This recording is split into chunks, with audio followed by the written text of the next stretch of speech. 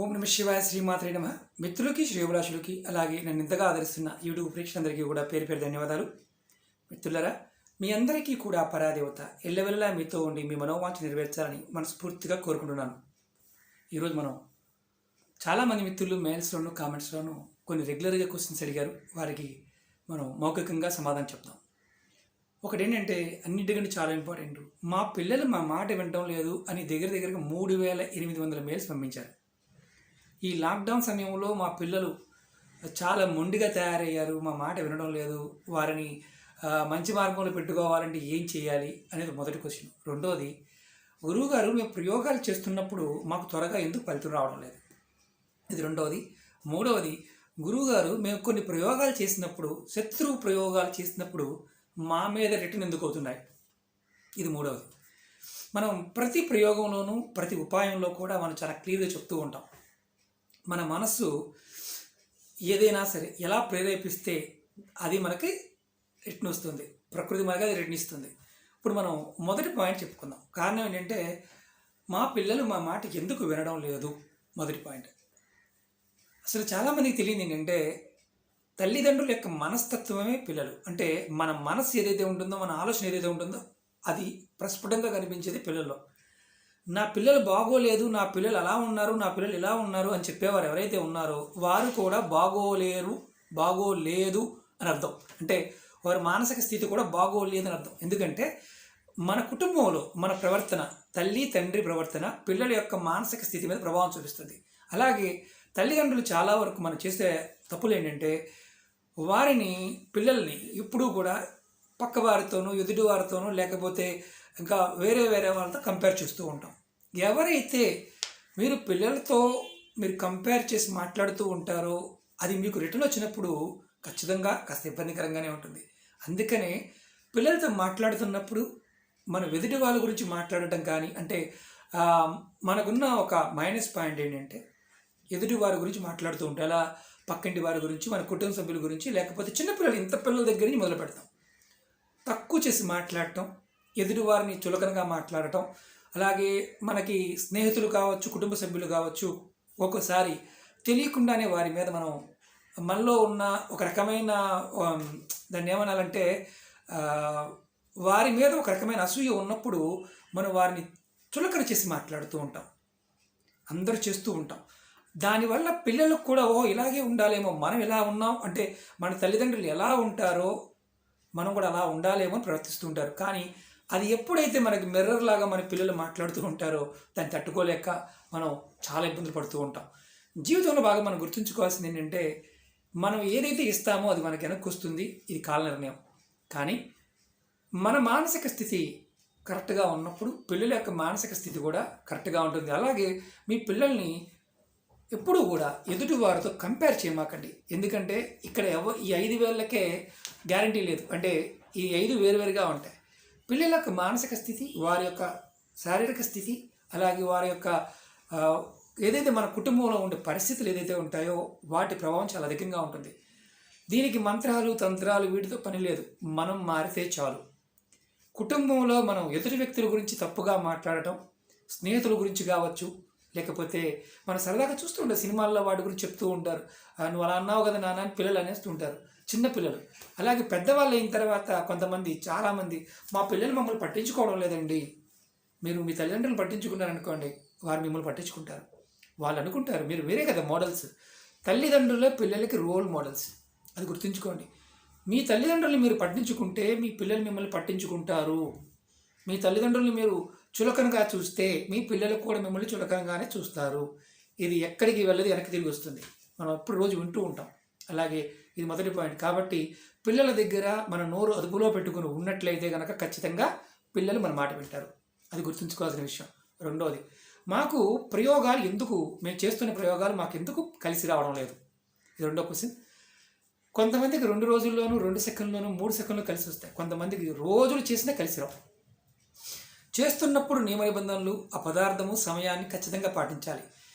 పదార్థం చిన్నగానే ఉంటుంది, ప్రమాదం కూడా ఎప్పుడు కూడా పెద్దగా ఒకేసారి జరిగిపోతుంటే జరగదు. దానికి ఏదో ఒక కారణం ఉంటుంది. అలాగే మన మానసిక స్థితి కూడా చేస్తున్నప్పుడు మనం ఆశించే విధానం, అది నాకు కావాలి అనుకుంటే పర్వాలేదు. ఎదుటివాడు పోవాలి అనుకుంటే మాత్రం అది మనని ఖచ్చితంగా కాలంతో పాటు సమాధానం చెప్పుకోవాల్సిన పరిస్థితి ఉంటుంది. అది కూడా మళ్ళీ చెప్పాలి. కాలంతో సమాధానం అంటే ఎలా ఉంటుందంటే, ఏది చేసినా మనకి కలిసి రాదు. మనం ఎవరి గురించి ఆలోచిస్తామో వాడికి మాత్రమే కలిసి వస్తుంది. చిత్రంగా అనిపించవచ్చు. ఇది మన పెద్దలు చెప్పిన మాట. మూడవది, శత్రు నివారణ పాయింట్ ఆఫ్ వ్యూలో ప్రయోగాలు చేస్తున్నప్పుడు గురువుగారు ఎందుకు మాకు జరగడం లేదు, మాకు రిటర్న్ ఎందుకు వస్తుంది, వాడు మీ శత్రువు కానప్పుడు మీకు రిటర్నే కదా వచ్చేది. మీరు వాడిని శత్రువుగా భావించి, మీ మనసులో వాడిని శత్రువుగా భావించి వాడిని ఏదో చేద్దాం అనుకున్నప్పుడు ఏదైతే మీరు క్రియ చేశారో ఆ క్రియ వాడికి రాకుండా మీకే రిటర్న్ అవుతుంది. కాబట్టి బాగా గుర్తుంచుకోండి. పదే పదే వీడియోని పూర్తిగా చూడమని మనం ఎందుకు చెప్తామంటే, దానిలో ఉన్న విషయాన్ని మీకు ఎక్స్ప్లెయిన్ చేయడానికి గల కారణం కూడా అదే. తాంత్రిక ప్రయోగాలు ఏదో పొసుపే కదా, లేకపోతే నాకే కదా అని తక్కువ చూడమాకండి.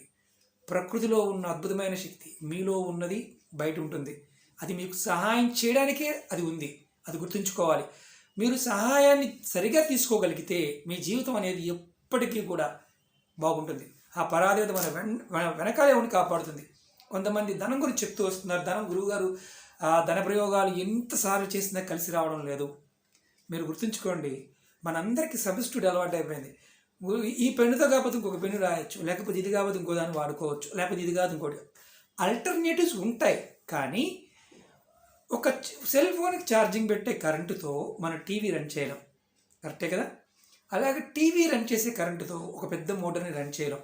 అలాగే పవర్ ప్లాంట్లో వచ్చే కరెంట్ని డైరెక్ట్గా తీసుకొచ్చి మనం లైట్కి ఇవ్వలేం, పేలిపోతుంది. అలాగే ప్రతి క్రియలోనూ ప్రతి ఉపాయంలోనూ దానికి తగ్గ విధంగా ఆ పదార్థాన్ని మనం ఆ సమయాన్ని కేటాయించుకొని దాంతో చేస్తూ ఉంటాం.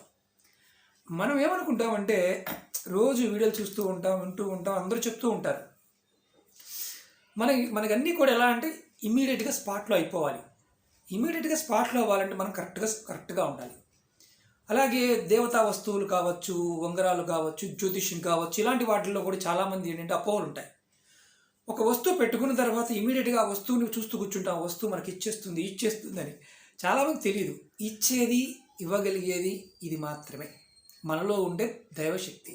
మీరందరూ గుర్తుంచుకోండి, మనం మామూలు వ్యక్తులం కాదు. మనుషులు అంటే మనం దేవతా సృష్టిలో భాగం కాదు, దేవతలు లాంటి వారమే. అందుకనే మన పురాణాలు చెప్తుంటారు, ఈ మొక్కలో నేనున్నాను, ఈ చెట్లో నేనున్నాను, ఈ పక్షిలో నేనున్నాను. అన్ని మానవ రూపంలో ఉన్న దేవతలకు సహాయం చేసే అర్థం ఏంటంటే మనం మంచి కర్మలు చేయడానికి వచ్చామని అర్థం.